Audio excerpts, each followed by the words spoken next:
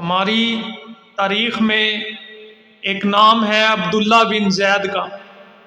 بڑے اللہ والے تھے، ہر وقت دین کی تعلیمات میں، حدیث کے پڑھنے پڑھانے میں، قرآن پاک کے ترجمے میں ہر وقت مصروف رہتے تھے۔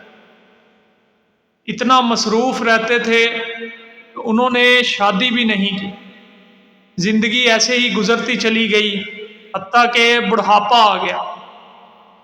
تو ایک دن حدیث پڑھ رہے تھے، حضور صلی اللہ علیہ وسلم کا فرمان پڑھ رہے تھے کہ جنت میں ہر انسان جو ہے اس کے جوڑے ہوں گے۔ جو دنیا میں جس نے کسی وجہ سے شادی نہیں ہوئی اس کی، یا کوئی اس عمر سے پہلے مر گیا، تو اللہ تعالیٰ جنت میں اس مسلمان کی جو ہے وہ شادی کریں گے، نکاح کریں گے، اور وہ اپنی بیوی کے ساتھ رہے گا۔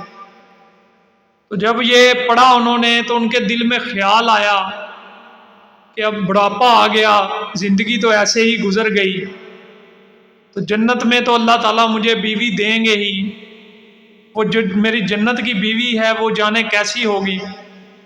تو رات کو اللہ تعالیٰ کے حضور دعا کی کہ یا اللہ جنت میں جو میری بیوی ہے مجھے وہ دکھلا دو۔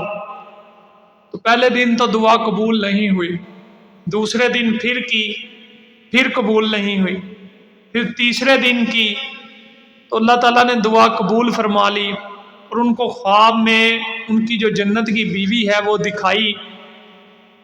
تو وہ کہنے لگی کہ میں میمونہ ولید ہوں اور بصرے کی رہنے والی ہوں، اور وہ حبشی نسل کی تھی، رنگ کی کالی تھی۔ تو انہوں نے صبح آنکھ کھلی تو سوچا کہ بصرے کا سفر کروں، دیکھ کے آؤں۔ تو وہ بصرے کے سفر پر روانہ ہوئے۔ جب بصرہ شہر میں پہنچے تو لوگوں نے بڑا استقبال کیا، ان کا بڑا نام تھا۔ تو لوگوں نے جب دیکھا کہ حضرت تشریف لائے ہیں تو سب لوگ ان کے ارد گرد جمع ہو گئے۔ تو حضرت نے ایک شخص کو پوچھا کہ یہاں پر کوئی میمونہ ولید نام کی خاتون رہتی ہے؟ تو وہ کہنے لگے کہ آپ اتنی دور سے اس سے ملنے کے لیے سفر کر کے آئے ہیں، وہ تو ایک پاگل عورت ہے، دیوانی ہے۔ تو حضرت کہنے لگے کہ مجھے بتاؤ گے کہ وہ کہاں پہ رہتی ہے؟ تو وہ لوگ کہنے لگے کہ آپ اس سے مل کر کیا کریں گے؟ لوگ اسے پتھر مارتے ہیں اور وہ اجرت پر لوگوں کی بکریاں چرانے چلی جاتی ہے۔ تو آپ نے پوچھا کہ پتھر کیوں مارتے ہیں؟ انہوں نے کہا کہ حضرت وہ دیوانی سی ہے، کوئی ہنستا ہو تو وہ رونے لگ جاتی ہے، کوئی روتا ہوا ہو تو اس کے پاس ہنسنے لگ جاتی ہے، عجیب عجیب باتیں کرتی ہے۔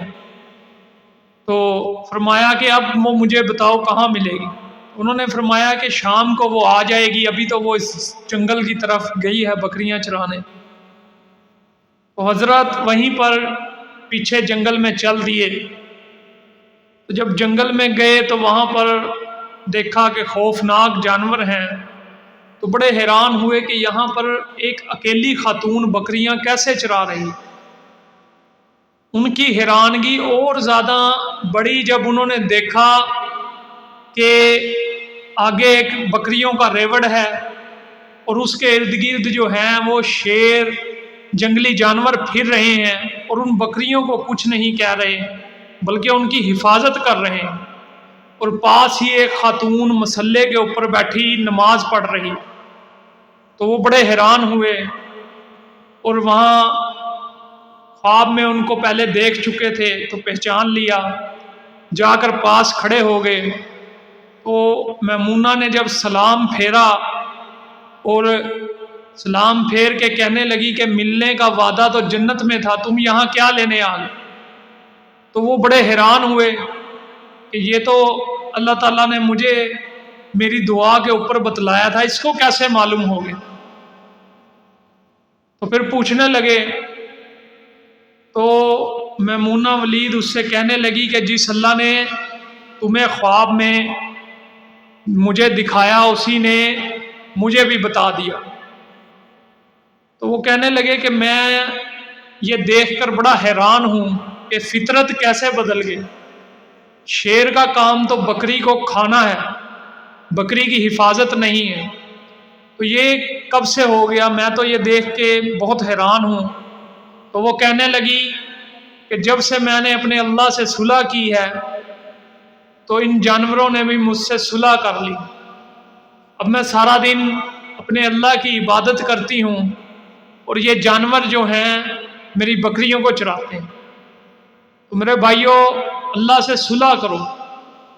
اللہ جو ہم جس کے سارا دن احکامات کو توڑتے ہیں، اس کے احکامات کی ہم پرواہ نہیں کرتے، پھر بھی ہمیں کھلا بھی رہا ہے، پلا بھی رہا ہے، ہماری آنکھیں بھی صحیح کام کر رہی ہیں، ہماری کان بھی صحیح کام کر رہے ہیں، ہماری زبان بھی صحیح کام کر رہی ہے، ہر چیز ہر نعمت ہمیں وہ اسی طرح دے رہا ہے جیسے وہ اپنے نیک بندوں کو دیتا ہے۔